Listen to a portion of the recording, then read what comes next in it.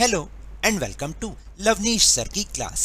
आज की ये राज्य शैक्षिक अनुसंधान एवं प्रशिक्षण परिषद की पठन अभियान के तहत गतिविधि पत्रक नंबर 12 जो कि कक्षा 6ठी से 8वीं के विद्यार्थियों के लिए है। यह ली गई है हिंदी विषय से और आपको इसको अपनी हिंदी की नोटबुक में करना है। और इसके साथ साथ मैं आपको ये भी बता दूं कि मैंने इन पठन अभियान के तहत आने वाली जो एक्टिविटी शीट हैं इन सब की एक प्लेलिस्ट बना दी है, जिसमें पूरे सप्ताह की सारी जो वर्कशीट हैं वो एक साथ मैंने आपको उपलब्ध करा दी हैं, प्रोवाइड करा दी हैं। आप वहां से चैनल पर जाके देख सकते हैं। तो चलिए शुरुआत करते हैं। आज की जो कविता है वो है कौवा और कोयल। तो देखते हैं कि आखिर इस कविता में क्या है। रखे टोकरी सिर पर कोयल, इठलाते इठलाते आई, कौवे के घर की चौखट पर सब्जी ले ले टेर लगाई।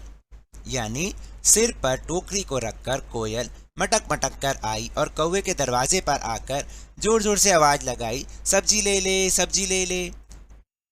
कौवा बोला, नहीं पता क्या कितनी ज्यादा है महंगाई, सब्जी लेने के लायक अब नहीं रहा है तेरा भाई।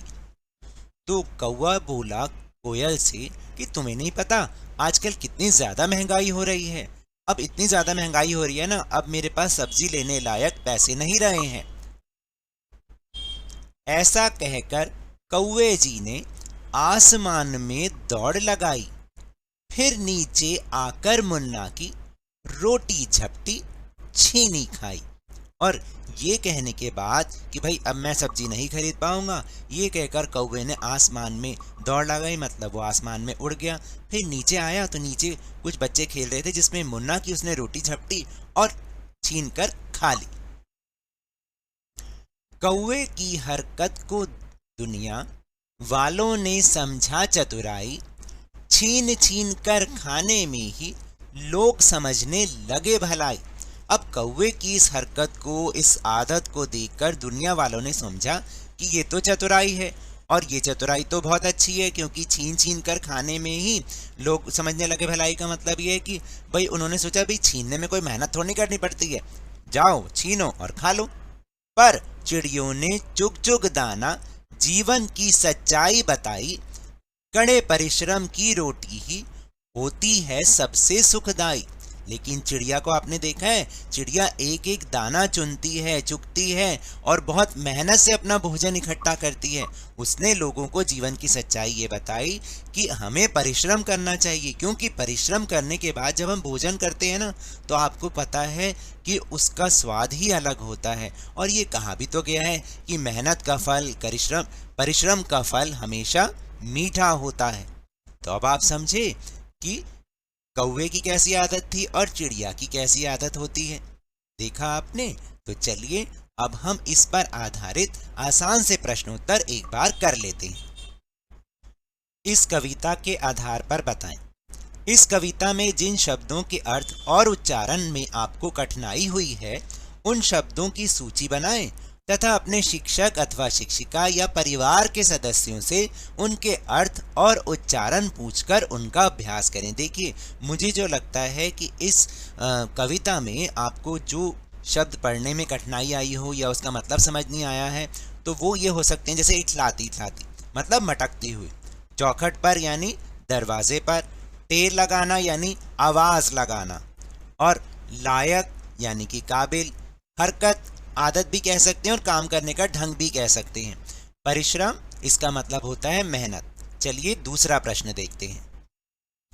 आपको कौवे या चिड़िया में से किसके जीने का तरीका पसंद आया और क्यों? देखिए, मुझे चिड़िया के जीने का तरीका बहुत पसंद आया, क्योंकि वह मेहनत करके, परिश्रम करके अपना भोजन इकट्ठा करती है और फिर उसको खाती है, क्योंकि परिश्रम या मेहनत का फल हमेशा मीठा होता है, इसलिए मुझे उसी के जीने का तरीका पसंद आया है। अब तीसरा प्रश्न है कि इस कविता को एक छोटी सी कहानी में बदलकर अपने शिक्षक या शिक्षिका या परिवार के सदस्यों को सुनाइए। तो देखिए, इस कविता को कहानी में कैसे बदला एक बार देख लेते हैं। एक दिन एक कोयल सिर पे टोकरी रखकर कौवे के घर सब्जी बेचने आई। और उसने आवाज लगाई, सब्जी ले लो, सब्जी ले लो। कौवे ने कोयल से कहा कि तुम्हें नहीं पता कि इतनी ज्यादा महंगाई हो रही है, अब मेरे पास सब्जी लेने के लिए पैसे नहीं है। ऐसा कहकर कौवा आसमान में उड़ गया और फिर नीचे बैठे मुन्ना की रोटी झपटी और खा ली। इस हरकत को देखकर सभी दुनिया वालों ने कहा कि ये तो चतुराई है, और ऐसी चतुराई ही अच्छी है क्योंकि छीन छीन कर खाने में कोई मेहनत ही नहीं करनी पड़ती, बस छीनो और खा लो। लेकिन चिड़िया जो कि एक एक दाना चुगती है, मेहनत से अपना भोजन इकट्ठा करती है, उसने दुनिया को जीवन की सच्चाई बताई है। कड़ी मेहनत करने के बाद जब हम भोजन करते हैं ना, उसका स्वाद ही अलग होता है, क्योंकि मेहनत का फल हमेशा मीठा होता है। इस तरह से हम इसकी कहानी बनाकर लिख सकते हैं। तो ये तो थी आज की वर्कशीट। अगर मेरे इस तरह समझाने से अब आपको समझ में आने लगा है ना, तो इस चैनल और वीडियो को लाइक कीजिए, शेयर कीजिए, और अगर आप नए हैं तो जल्दी से सब्सक्राइब कर लीजिए। और टेलीग्राम ऐप पर हमारा चैनल लवनीश सर की क्लास, उसको ज्वाइन करना ना भूलिएगा, जिसको ज्वाइन करने का लिंक आपको इसी वीडियो के डिस्क्रिप्शन बॉक्स में मिल जाएगा।